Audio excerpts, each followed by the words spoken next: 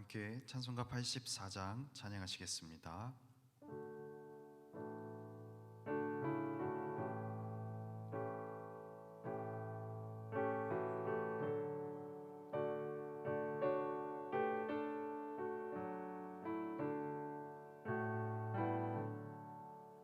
온 세상이 캄캄하여서 참 빛이 없었더니 그 빛나는 영광 나타나 온 세상 빛이었네. 영광의 주, 영광의 주, 밝은 그 빛 내게 비추었네. 영광의 주, 영광의 주, 이 세상의 빛은 오직 주 예수님.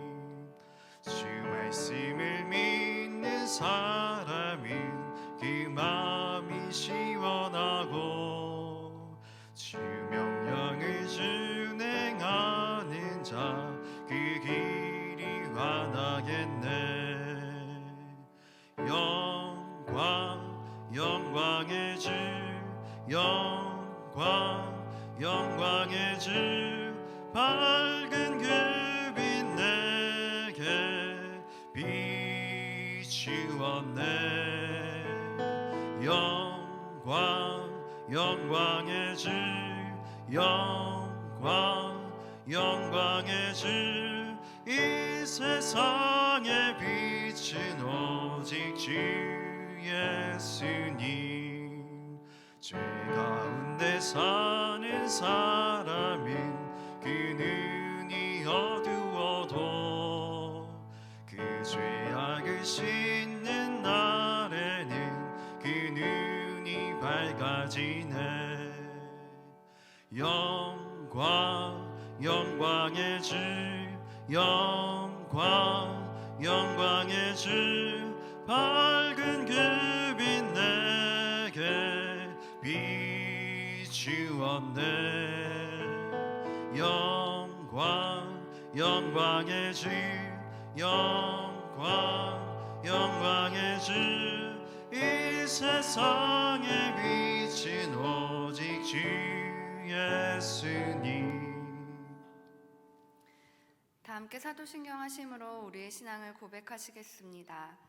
전능하사 천지를 만드신 하나님 아버지를 내가 믿사오며 그 외아들 우리 주 예수 그리스도를 믿사오니 이는 성령으로 잉태하사 동정녀 마리아에게 나시고 본디오 빌라도에게 고난을 받으사 십자가에 못 박혀 죽으시고 장사한 지 사흘 만에 죽은 자 가운데서 다시 살아나시며 하늘에 오르사 전능하신 하나님 우편에 앉아 계시다가 저리로서 산 자와 죽은 자를 심판하러 오시리라.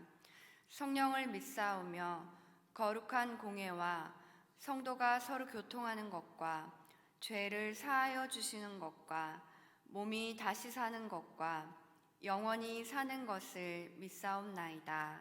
아멘. 오늘 우리에게 주시는 하나님의 말씀은 누가복음 2장 22절부터 52절까지의 말씀입니다. 누가복음 2장 22절부터 52절까지의 말씀입니다. 한 절씩 교독하시고 마지막 절은 함께 읽겠습니다. 모세의 법대로 정결 예식의 날이 차매 아기를 데리고 예루살렘에 올라가니 이는 주의 율법에 쓴 바 첫 해에서 처음 난 남자마다 주의 거룩한 자라 하리라. 한대로 아기를 주께 드리고 또 주의 율법에 말씀하신 대로 산비둘기 한 쌍이나 혹은 어린 집비둘로 제사하려 함이더라.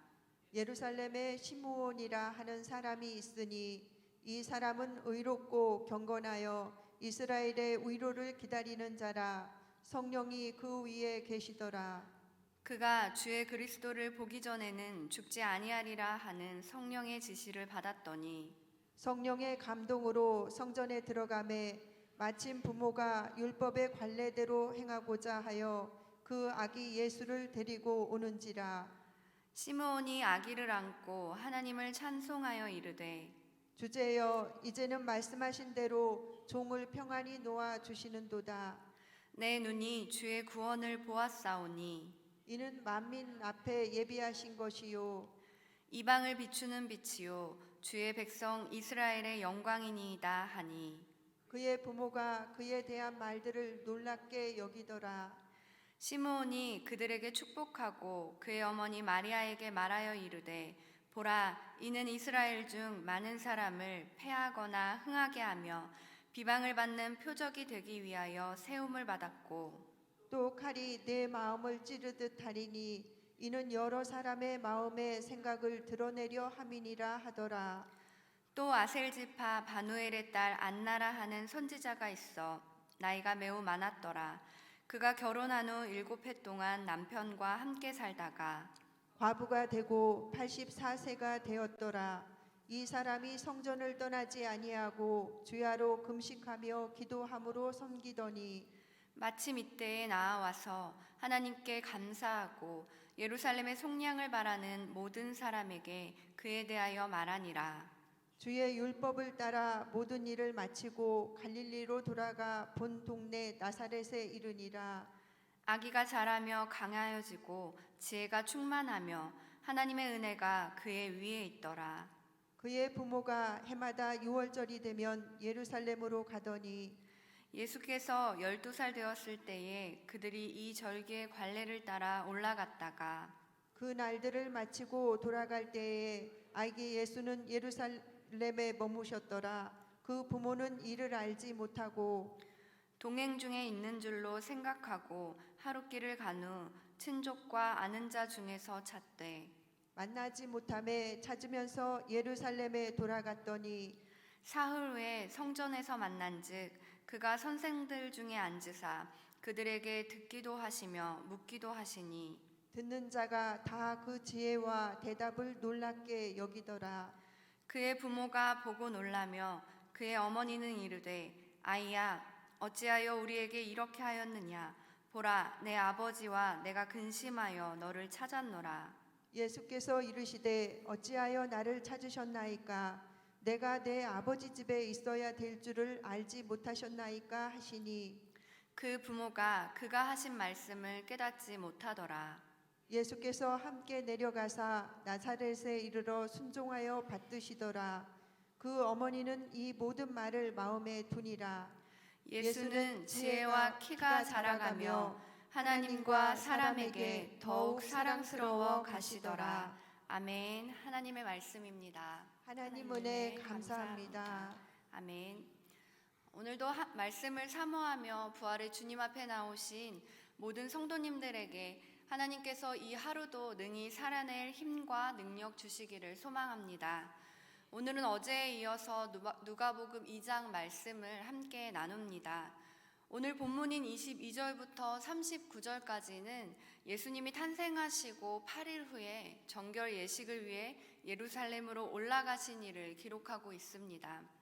이 정결 예식은 이스라엘의 출애굽 후부터 출애굽의 구원을 베푼 여호와 하나님의 은혜를 기억하고 주님께 대한 헌신과 섬김을 다짐하는 율법적 관례로 이어져 내려온 예식이었습니다. 요셉과 마리아는 그러한 모세의 율법을 따라 자신들의 첫 아기였던 예수님을 거룩하게 구별하여 드리기 위한 정결 예식을 위해 예루살렘으로 올라갔습니다. 그리고 그곳에서 요셉과 마리아 그리고 아기 예수님은 두 명의 사람을 만나게 됩니다. 바로 시므온과 안나입니다. 시므온과 안나는 우리가 잘 아는 것처럼 메시아를 보내시겠다는 하나님의 약속을 믿고 메시아를 간절히 기다렸던 사람들입니다. 그 결과 그들은 죽기 전에 메시아로 오신 아기 예수님을 만나게 되었습니다. 예루살렘에 모인 수많은 사람들 중에 그 누구도 알아보지 못했던 아기 예수의 메시아 되심을 시므온과 안나는 한눈에 알아보았던 것입니다. 시므온은 성령의 인도하심으로 아기 예수를 만나자마자 그를 알아보고는 안고 하나님을 찬송하였고, 또 38절을 보면 안나 역시 아기 예수를 보고 하나님께 감사하고 그 자리에 있던 예루살렘의 속량을 바라는 모든 사람에게 그에 대해 말하였다고 기록하고 있습니다.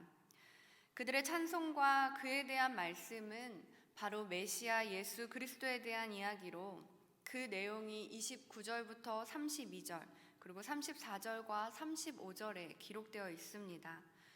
29절부터 32절의 말씀은 메시아가 이 땅에 오셔서 이루실 만민 구원에 대해 선포하고 있습니다. 31절에 2인칭 단수로 기록된 이는 만민 앞에 예비하신 것이요 라는 말씀은 시므온이 목도한 주의 구원, 만민 앞에 예비된 그 구원의 주체가 오직 하나님이심을 명확하게 드러내고 있습니다. 또한 당시에 자신들만이 선택받았고 구원받을 것이라는 유대인들의 생각과는 달리 여호와 하나님께서 예비하시고 이루실 구원은 유대인만이 아닌 만민에게, 이방에게도 이루어질 일임을 분명하게 밝히고 있습니다. 또 32절에서는 메시아에 대해 이방을 비추는 빛이요 주의 백성 이스라엘의 영광이라고 말하는데, 이는 빛이신 예수 그리스도께서 이방인에게는 하나님을 드러내는 존재가 되면서 동시에 이미 하나님의 계시를 받은 이스라엘에게는 영광스러운 존재가 될 것을 말씀하고 있는 것입니다. 34절과 35절에서도 계속해서 메시아가 행하실 일과 그로 인해 일어날 일에 대해 말씀하고 있습니다. 34절에서는 이 메시아 예수 그리스도가 이스라엘 중 많은 사람을 패하거나 흥하게 한다는 것은 예수 그리스도를 통해 구원에 참여하게 되는 자들은 흥하게 되지만 어떤 이들은 예수 그리스도를 통해 심판을 받고 멸망하는, 패하게 됨을 말씀하고 있는 것입니다. 또 34절에 비방을 받는 표적, 또 35절에서 어머니 마리아에게 칼이 내 마음을 찌르듯 할 것이라고 하는 이 말씀은 바로 예수 그리스도가 받게 될 고난과 죽음에 대한 말씀입니다. 예수를 반대하는 자들로 인해 십자가에 달리신 예수님은 그들에게는 비방을 받는 표적이 됨과 동시에 어머니 마리아에게는 자식을 잃는 크다큰 고통, 칼로 마음을 찌르는 것과 같은 고통을 안겨주게 된다는 것입니다.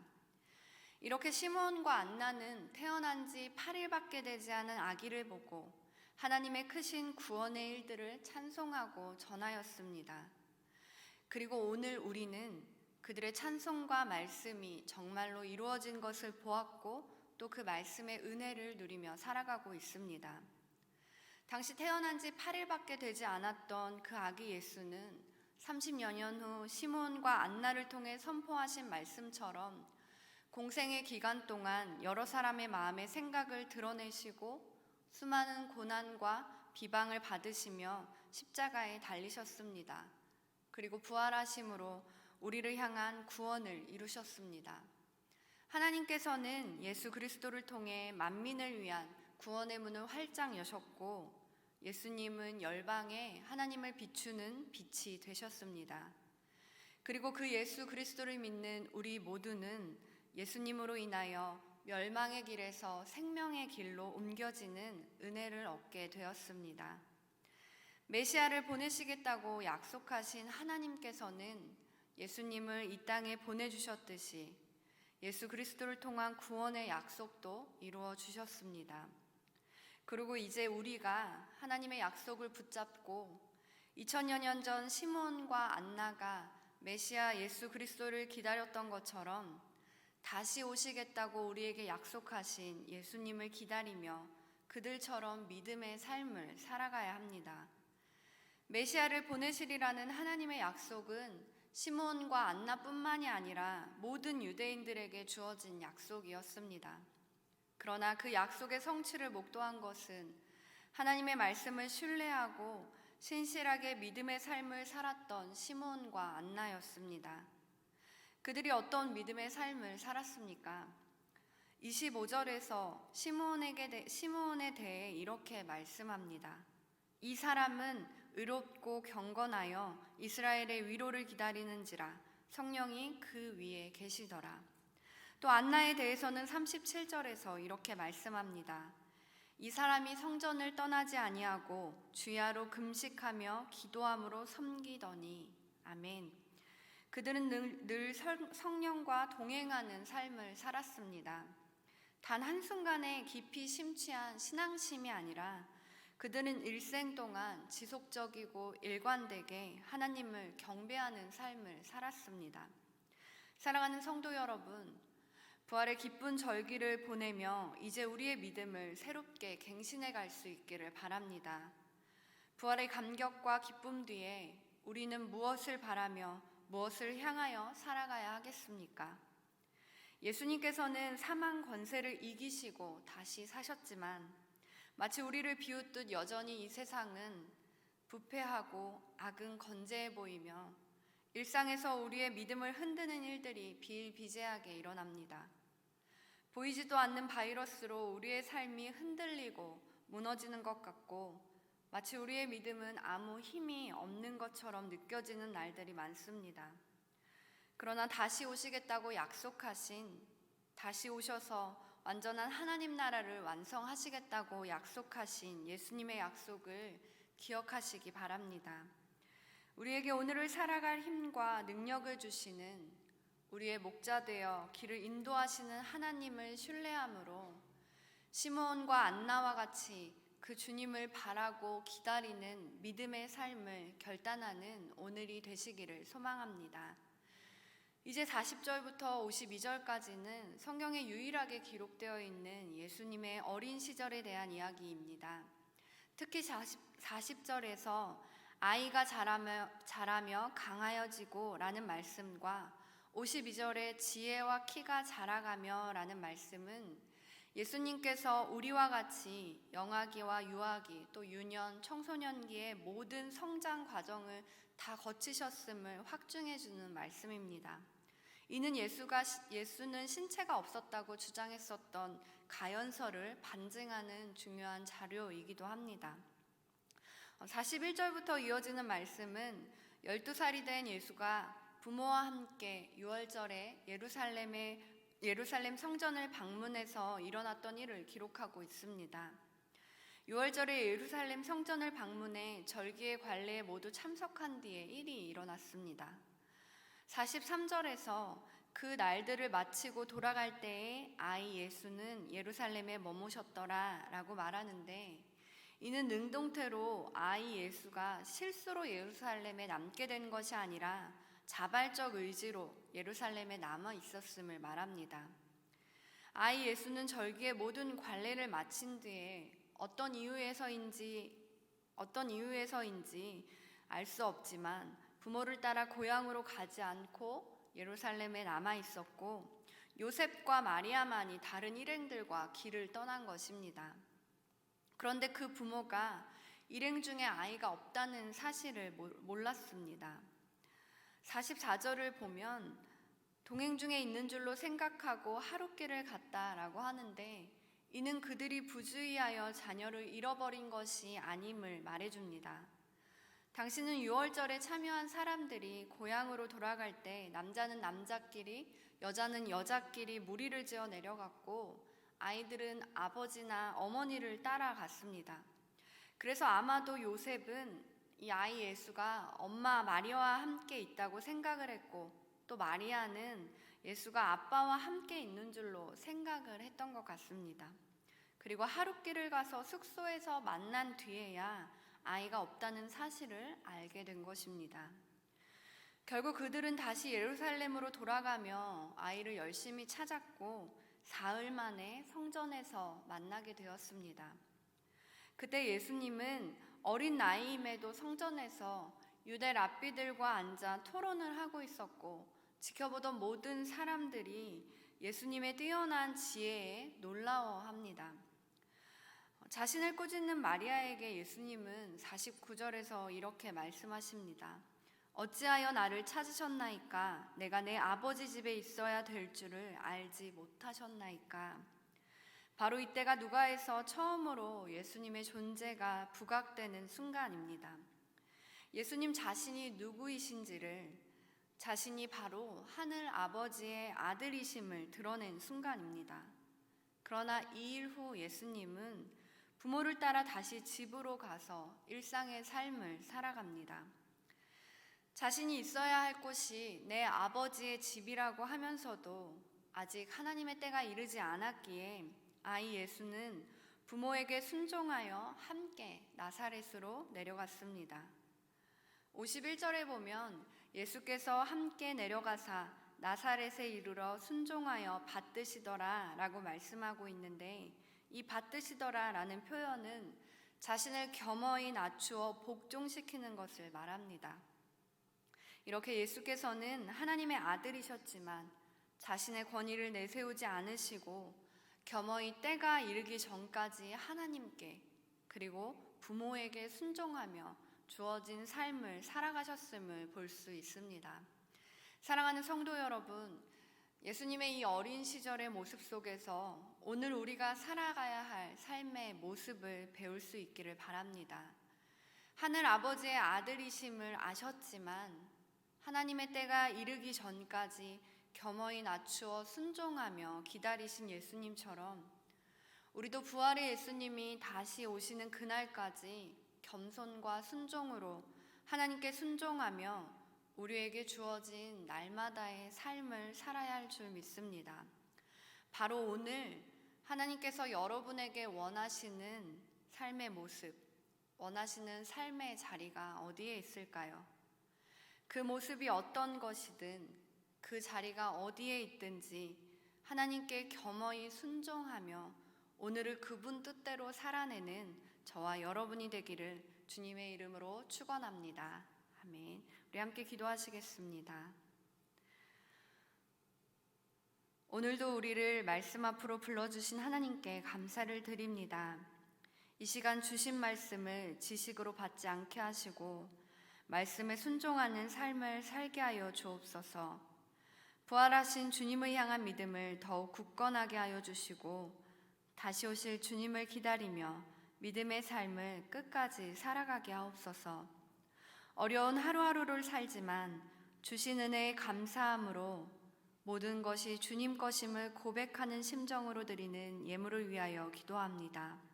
감사의 예물과 10의 1조, 1,000번째와 코로나19 종식 협력 사역을 위한 예물, 부활절 감사헌금과 드리는 이 모든 예물이 하나님의 나라를 위하여 생명을 살리는 일에 사용되게 하여 주옵소서. 믿음의 고백을 담아드리는 모든 손길들을 기억하여 주시어 드린 것보다 더 큰 은혜로 갚아주시는 하나님을 경험하는 삶이 되게 하여 주옵소서. 오늘도 병상 중에 신음하고 아파하는 환우들을 기억하시사 질병보다 크신 하나님의 은총으로 돌보아 주옵소서. 이제는 사망 권세를 이기시고 부활하시어 우리에게 새 생명을 주신 예수님의 은혜와 우리를 포기하지 않고 끝까지 사랑하시는 하나님의 그 크신 사랑과 우리를 붙드시고 도우시는 성령님의 인도하심이 오늘 말씀을 듣고 믿음의 삶을 결단하며 세상으로 나아가는 우리 세신의 모든 교우들의 삶과 가정과 일터 위에 코로나19와 싸우며 수고하는 모든 이들과 코로나19로 고통받는 확진자들과 가족들, 또 경제적 어려움에 처한 모든 주님의 백성들 위해 이제로부터 영원히 함께 하시기를 간절히 축원하옵나이다. 아멘.